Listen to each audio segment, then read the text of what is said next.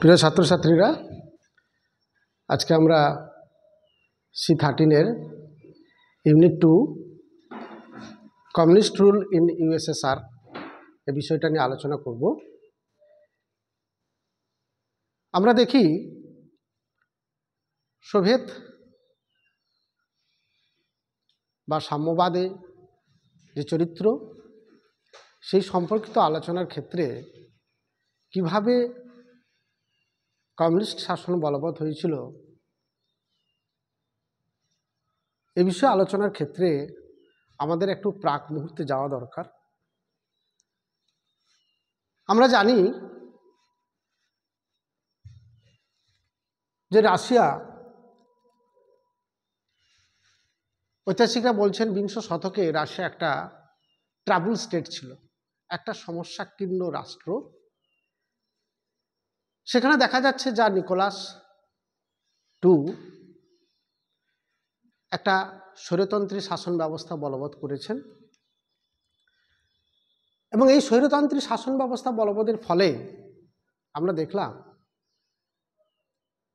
যে রাষ্ট্রের যে বিবিধ সমস্যা, সেই সমস্যা কিন্তু সমাধানে তিনি কোনো পথ নির্দেশ করতে পারছেন না, এবং তার ফলে একটা আনরেস্ট এবং সরকারের যে সমালোচনা, সেটা কিন্তু ঐতিহাসিকরা বলছেন একটা ক্লাইম্যাক্স পর্যায়ে পৌঁছে যাচ্ছে 1905-এ। এখানে প্রসঙ্গত আমরা বলি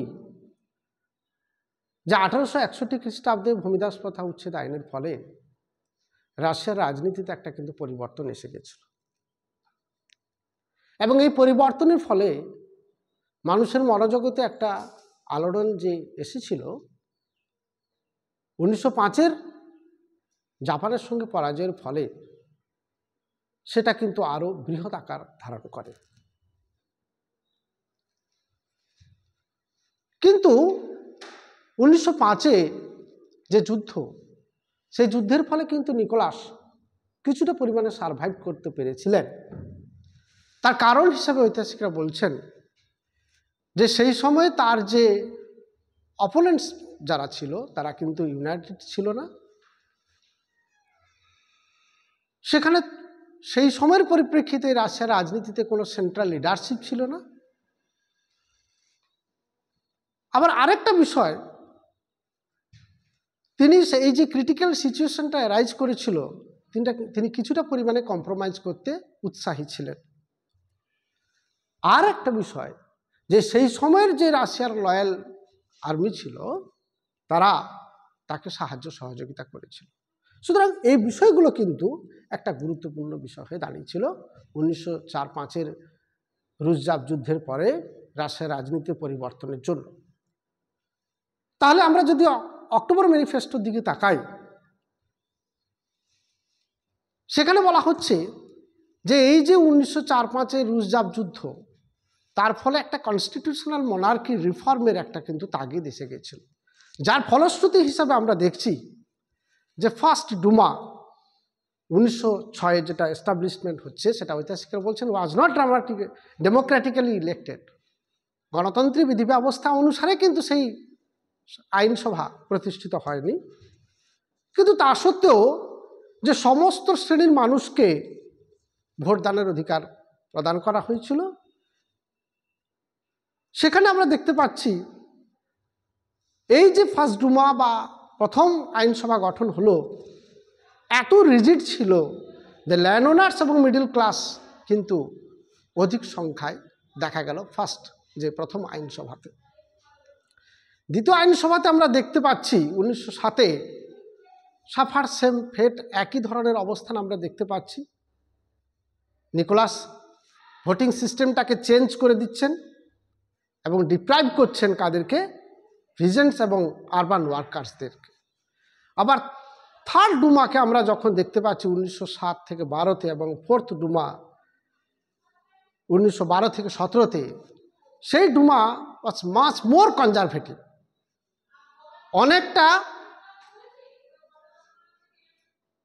সংরক্ষণ কনজারভেটিভ এটা কিন্তু ছিল।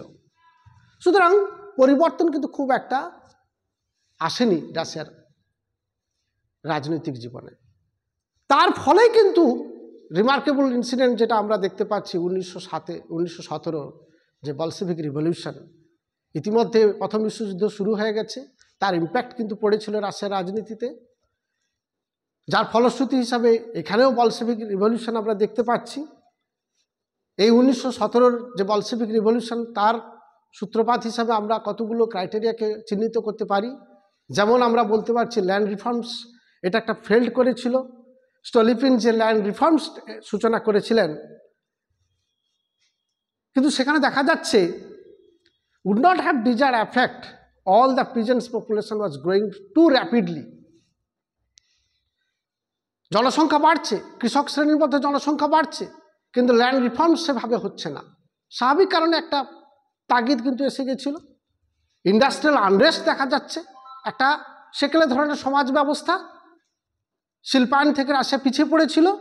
তার ফলে দেখা যাচ্ছে কি ইন্ডাস্ট্রিয়াল আনরেস্ট একটা দেখা যাচ্ছে, বিভিন্ন জায়গায় শ্রমিক ধর্মঘট দেখা যাচ্ছে দেশীয় রাজনীতিতে, গভর্নমেন্ট রিপ্রেশন দেখা যাচ্ছে, little relaxation of governments repressive policy, secret police rooted out revolutionaries. আমরা দেখতে পাচ্ছি যে সমস্ত সিক্রেট পুলিশগুলো ছিল তারা করছে কি, এই যারা রিভলিউশনারিজ ছিল তাদেরকে গোপনে অ্যারেস্ট করে নিচ্ছে।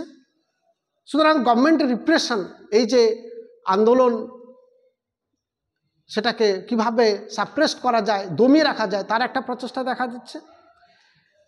রিভলিউশনারি পার্টি সেই সময় একটা কিন্তু দেখা যাচ্ছে, যেমন বলশেভিক এবং মেনশেভিকরা, বোথ গ্রুপস, যারা মার্ক্সীয় আদর্শে বিশ্বাসী ছিল।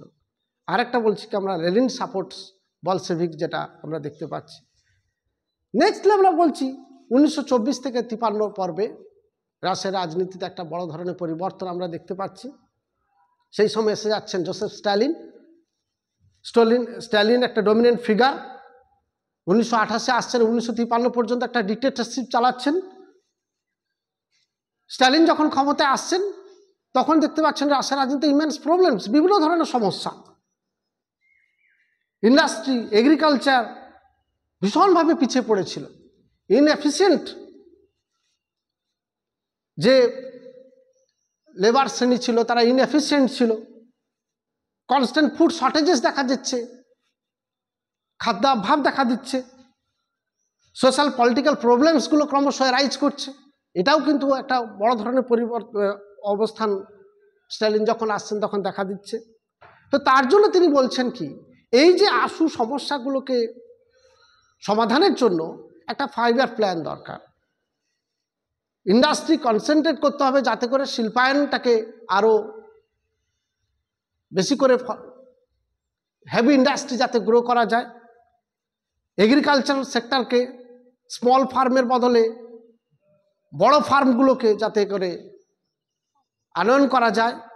আরেকটা বলছেন কি, ইন্ট্রোডাকশন অফ টোটালিটেরিয়ান স্টেট, সর্বাত্মকবাদী রাষ্ট্র।